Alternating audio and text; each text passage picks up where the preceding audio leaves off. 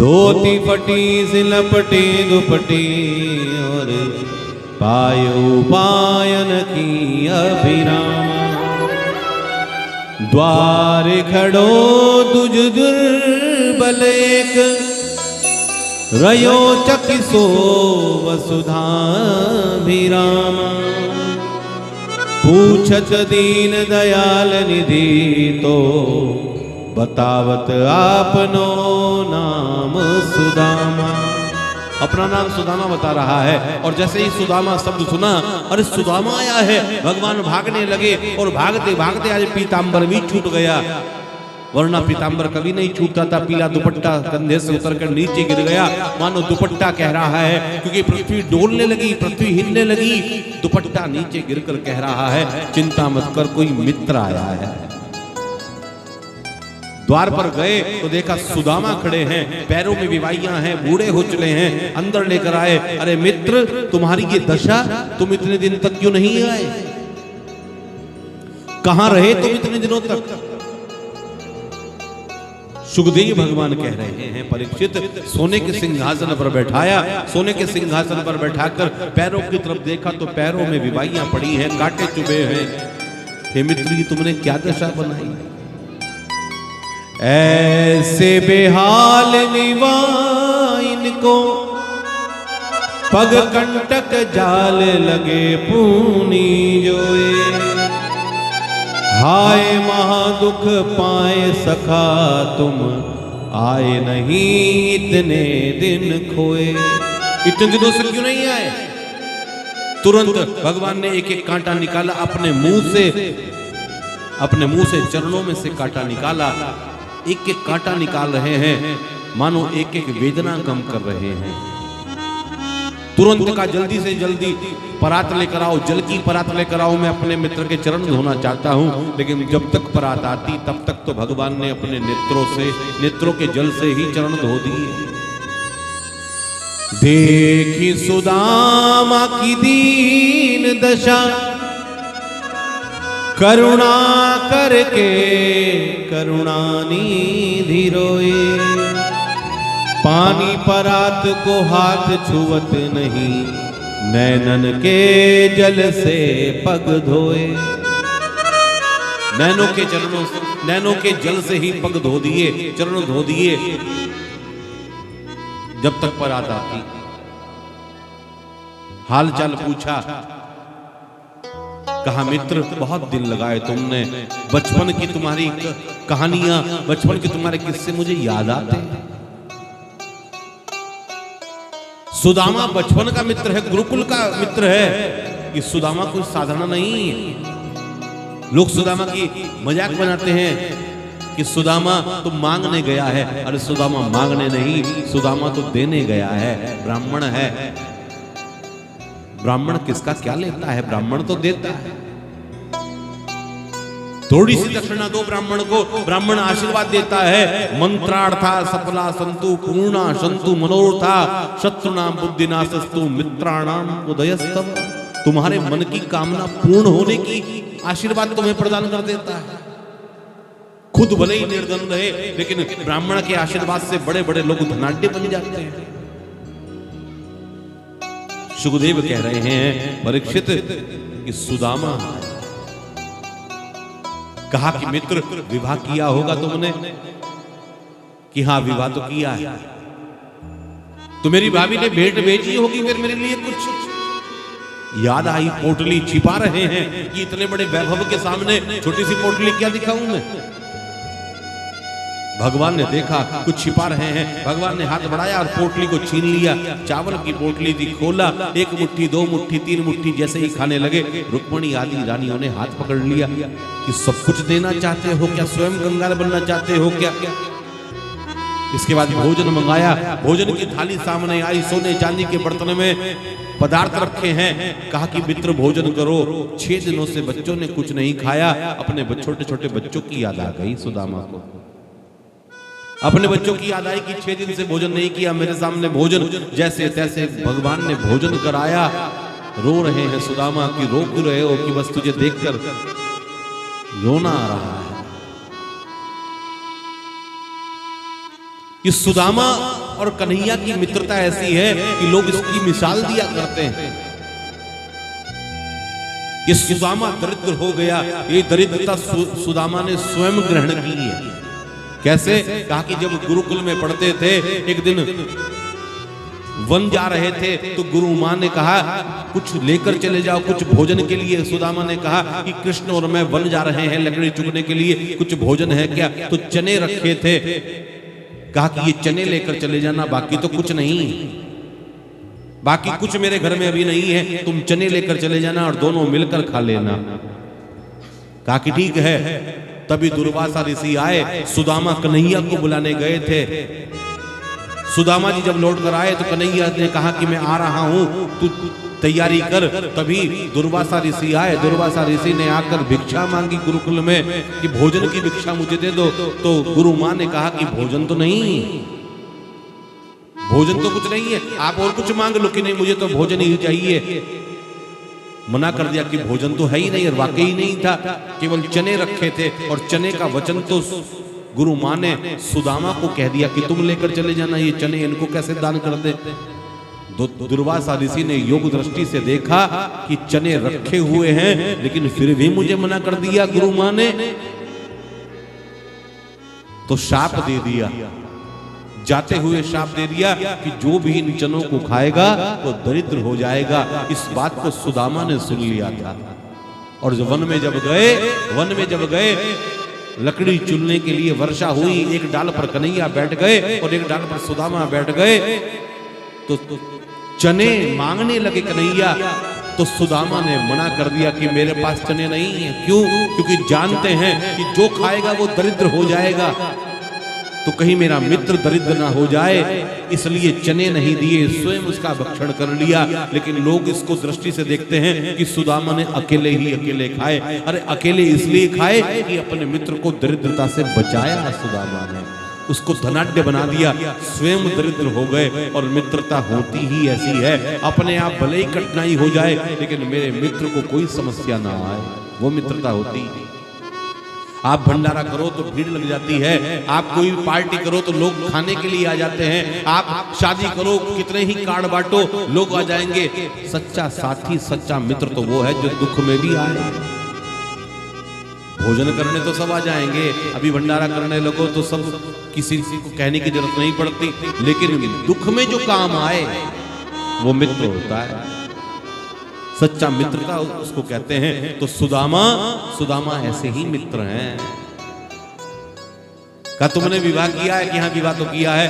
कि तुमने भी तो किया होगा? कि हाँ मैंने तो किया है, लेकिन एक नहीं 16,108 किए हैं मैंने तो।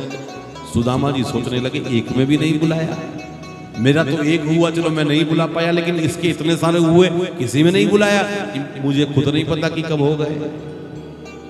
मस्तक पर देखा तो श्री छय लिखा है। तिलक किया बहाने से, तिलक के बहाने से यक्षश्री बना दिया। यानी लिखा था कि लक्ष्मी जीवन में नहीं है, लेकिन जो तिलक किया यक्षश्री बना दिया। श्री छय लिखा हुआ था। तो ब्राह्मण लोग यजमान के भाल पर, मस्तक पर जब तिलक करते हैं तो उसके भाग्य की रेखा बदल जाती है। ब्राह्मण लोग जब यजमान को आशीर्वाद देते हैं तो उसका भाग्य बदल जाता है। इसलिए तिलक अवश्य कराना चाहिए, आशीर्वाद अवश्य ग्रहण करना चाहिए, क्योंकि ब्राह्मण के पास ही वो शक्ति है जो अपने अंगूठे से यजमान के भाल पर तिलक करता है तो उसके भाग्य को ही बदल देता है। तिलक में वो शक्ति होती है, आशीर्वाद में वो शक्ति होती है, मंत्र में वो शक्ति होती है। तो बताया, कहा कि सबको आशीर्वाद देना होगा। मैं सबको बुला रहा हूं, सबको आशीर्वाद दे देना। रुक्मणी आई, आशीर्वाद दे दिया। जामवती आई, आशीर्वाद दे दिया। सत्यभामा आई, आशीर्वाद दे दिया। मित्रवृंदा आई, आशीर्वाद दे दिया। सबको कह रहे हैं सौभाग्यवती भव, सौभाग्यवती भव, सौभाग्यवती भव, सौभाग्यवती भव। सुदामा जी सोच रहे हैं इतना तो भोजन भी नहीं किया जितना आशीर्वाद दिलवा रहा है। कहा कि चिंता मत कर, सबको बुला रहा हूं, एक साथ सबको आशीर्वाद दे दे। सबको बुलाया और सबको एक साथ कह दिया सौभाग्यवती भव, सबको आशीर्वाद दे दिया। बहुत सारी बातें करी, बहुत सारी चर्चा करी। सुदामा जी सोचने लगे कि वस्त्र तो पहनाए सुंदर इसने मुझे, भोजन तो कराया, लेकिन दक्षिणा तो दी नहीं। घर जाऊंगा, पत्नी पूछेगी, बच्चे पूछेंगे कि क्या लेकर आए हो, तो क्या कहूंगा कि सुंदर भोजन किया, वस्त्र पहनाए, दक्षिणा तो दी नहीं। अब किस तरह से ध्यान दिलाएं कि दक्षिणा दे दे भाई, मुझे घर कुछ लेकर जाना है। सुदामा जी ने कहा अच्छा भाई मित्र मैं चलता हूं। तो भगवान ने कहा अच्छा मित्र फिर आना। भगवान ने ये भी नहीं कहा कि रुक जाओ, बैठ जाओ।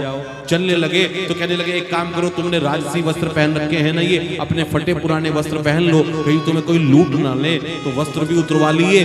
तो सुदामा ने कहा बड़ा कंजूस है, नियत बड़ी खराब है, जो वस्त्र दिए थे वो भी उतरवा लिए, दक्षिणा भी नहीं दी। चलो अच्छा है नहीं दी, क्योंकि दक्षिणा देता तो मेरे बच्चे फिर कहते कि फिर चले जाओ, नहीं दी तो अब आराम से बैठकर भजन करूंगा।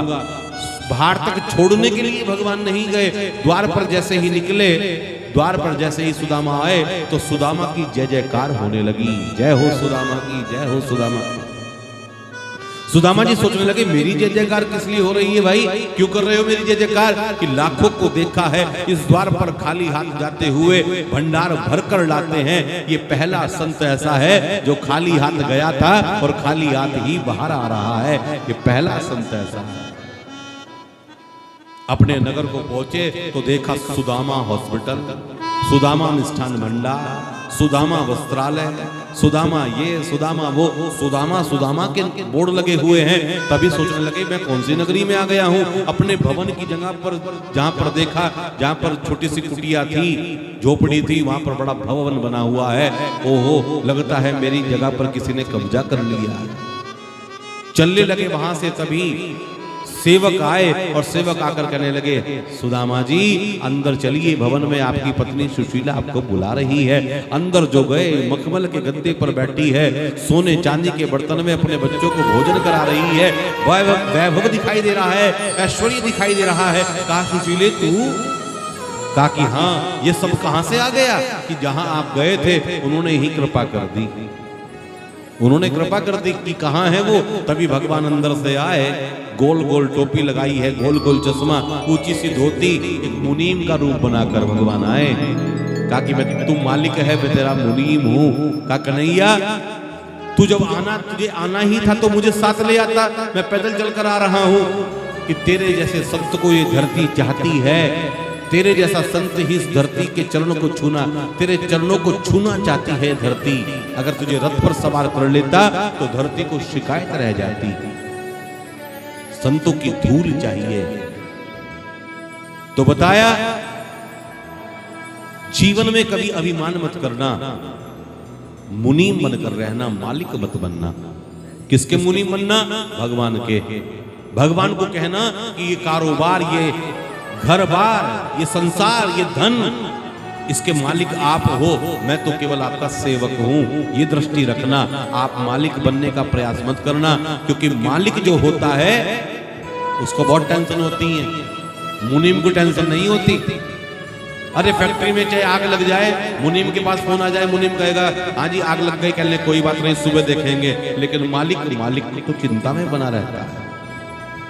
तो इसलिए जीवन में कभी मालिक मत बनना, हमेशा नौकर बनना, मुनीम बन जाना, सेवक बन जाना, मालिक मत बनना। पत्नी क्या कहती है? ये मेरे मालिक है। शादी जब होती है क्या कहते हैं? मेरे मालिक हैं। पुरानी महिलाएं ऐसे कहती थी, मेरे मालिक हैं ये। तो मालिक का हट जाता है शादी के बाद, क्या रह जाता है? माली रह जाता है।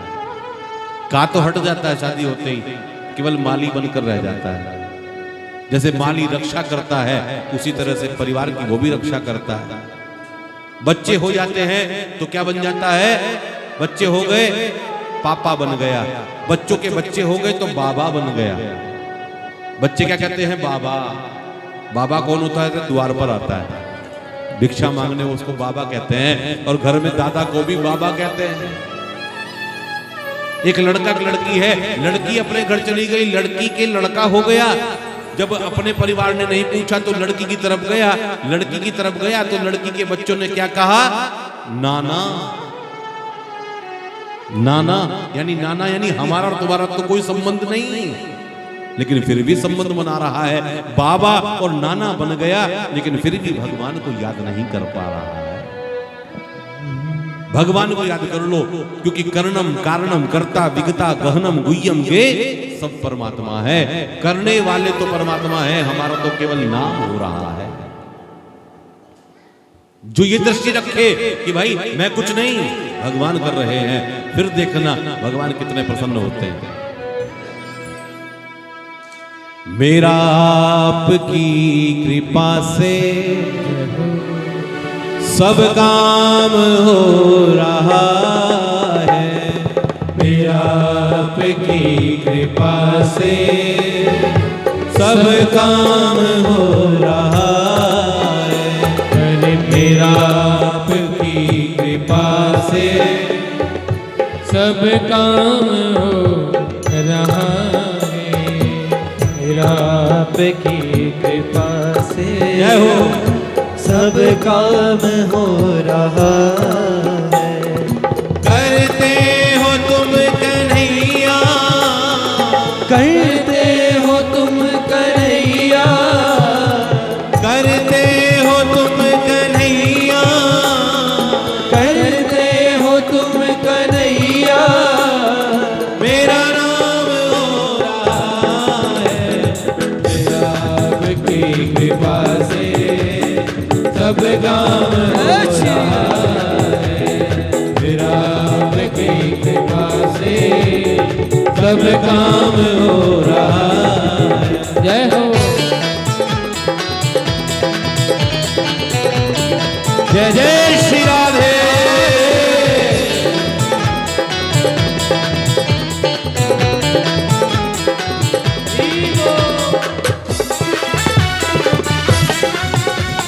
जय जय श्री राधे।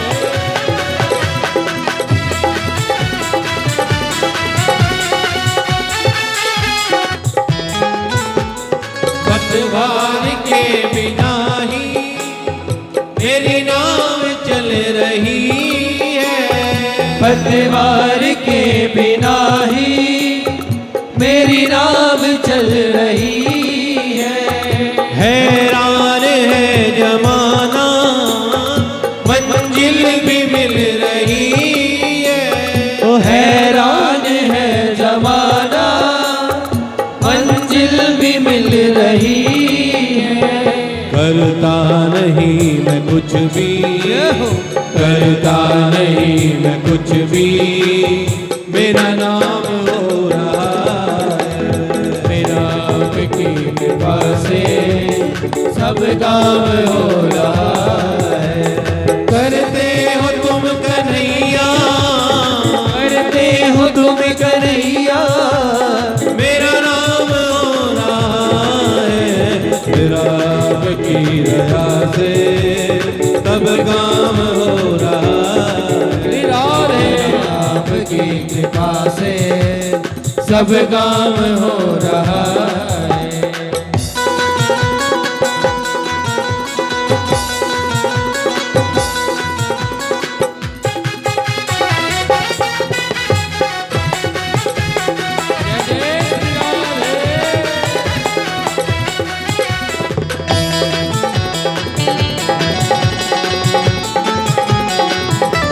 श्री राधे।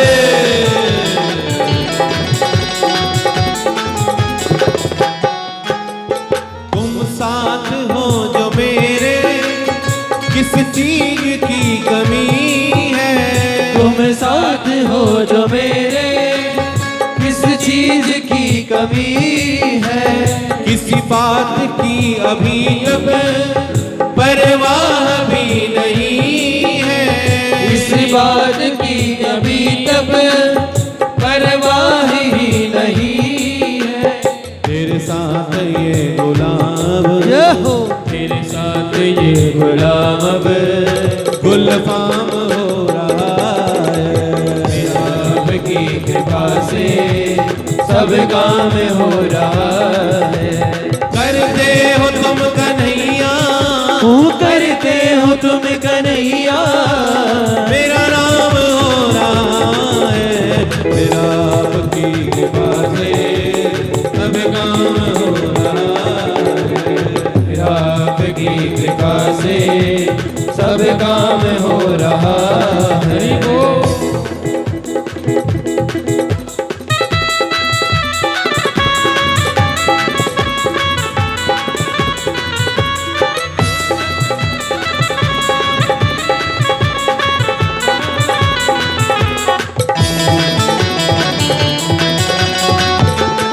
श्री राधे।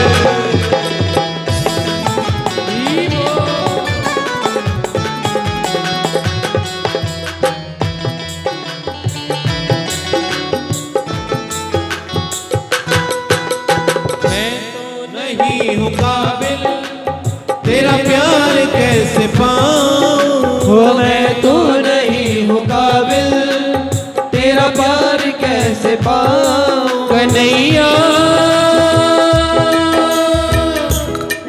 मेरे प्यारे कन्हैया, मैं तो नहीं हूँ काबिल तेरा प्यार कैसे पाऊं, मैं तो नहीं हूँ काबिल तेरा प्यार कैसे पाऊं। इस टूटी हुई वाणी से गुणगान कैसे गाऊं, इस टूटी हुई वाणी से गुणगान कैसे गाऊं। तेरी प्रेरणा से ही सब, तेरे प्रेरणा से ही सब ये कमाल हो रहा है। ये आपकी कृपा से सब काम हो रहा है।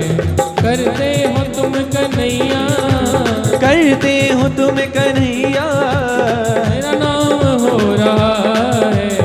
मेरा आपकी कृपा से काम हो रहा है। मेरा आपकी कृपा से सब काम हो रहा है। मेरा आपकी कृपा से सब काम हो रहा। श्री राधे।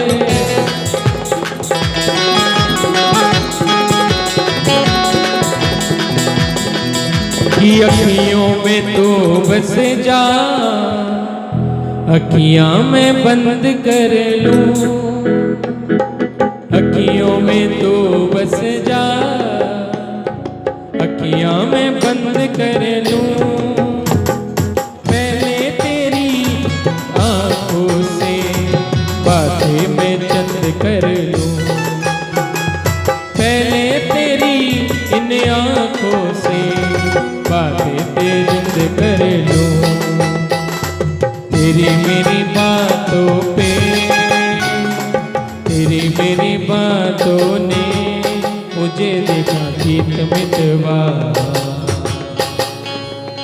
आगे आगे चले हम, पीछे पीछे गीत मितवा। तेरी मेरी बातों के मीठे मीठे गीत मितवा। अरे आगे आगे आए हम, पीछे पीछे गीत मितवा। अरे मैं तो नहीं हूँ काबिल तेरा प्यार, सभी दोनों उठा गए। मैं तो नहीं हूँ काबिल तेरा प्यार कैसे पाऊं। इस टूटी हुई वाणी से गुणगान कैसे गाऊं, टूटी हुई वाणी से गुणगान कैसे गाऊं। तेरी प्रेरणा से ही सब, तेरी प्रेरणा से ही सब ये कमाल हो रहा है।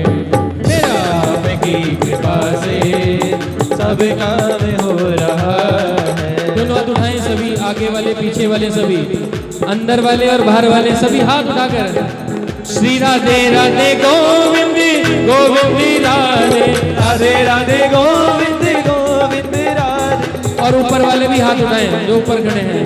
हे राधे राधे गोविंद गोविंद राधे, राधे राधे गोविंद गोविंद राधे। अरे गोविंद राधे गोपाल राधे, ओ गोविंद राधे गोपाल राधे। अरे गोविंद राधे गोपाल राधे, गोविंद राधे गोपाल राधे। हे राधे राधे गोविंद गोविंद राधे, राधे राधे गोविंद गोविंद राधे। अरे गोविंद राधे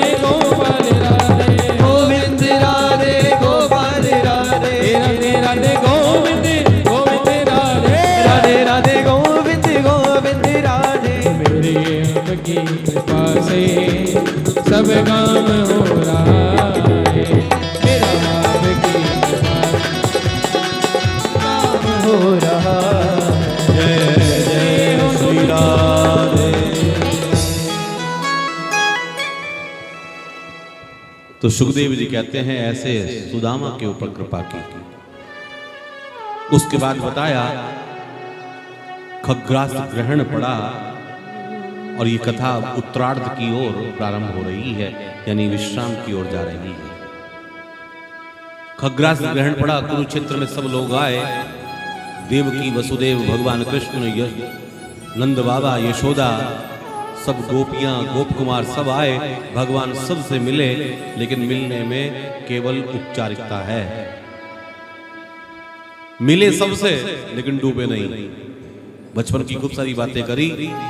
उसके बाद वसुदेव जी ने यज्ञ किया, वसुदेव जी ने दिव्य यज्ञ किया, बड़े बड़े ब्राह्मणों का सम्मान किया। सुखदेव भगवान बताते हैं कि परीक्षित 10वें स्कंद यहां पूर्ण होते हैं, प्रारंभ होता है 11 स्कंद, जिसका नाम है मुक्ति स्कंद। कहा कि एक बार पिंडारक क्षेत्र में द्वारिका के निकट कुछ ऋषियों का आगमन हुआ। कुछ ऋषि लोग आए, विश्वामित्र, अंगिरा, भृगु, वामदेव और कश्यप, ये ऋषि आए। तो यदुवंश के कुछ उद्दंड बालक हैं, उन्होंने सांब को, भगवान कृष्ण का लड़का है एक सांब, उसको एक गर्भवती महिला का रूप बनाया, उसके पेट पर कपड़े बांधे, साड़ी पहनाई और ऋषियों से जाकर मजाक करना प्रारंभ कर दिया और जाकर पूछा कि हे ऋषियों, ये महिला गर्भवती है, बताओ इसको पुत्र होगा या पुत्री। ऋषियों ने हिसाब किताब लगाकर बताया, लेकिन हिसाब किताब नहीं लगा। क्रोध आ गया ऋषियों को। क्रोध जो आया तो कहा हम बताएंगे इसको क्या होगा, कि ना इसको पुत्र होगा ना पुत्री। समय आने पर इसको एक मूसल पैदा होगा, लोहे का मूसल पैदा होगा, जो यदुवंश के विनाश का कारण बनेगा। यदुवंश को शाप लग गया। घबराए बच्चे, महाराज उग्रसेन को जाकर बताया और समय बीतने पर सांब के द्वारा एक मूसल पैदा हुआ। मूसल को लेकर महाराज उग्रसेन के पास गए कि इसका क्या करें, कि समुद्र में बहा दो। समुद्र में बहा दिया गया, चूरा कर कर उसको समुद्र में बहा दिया गया।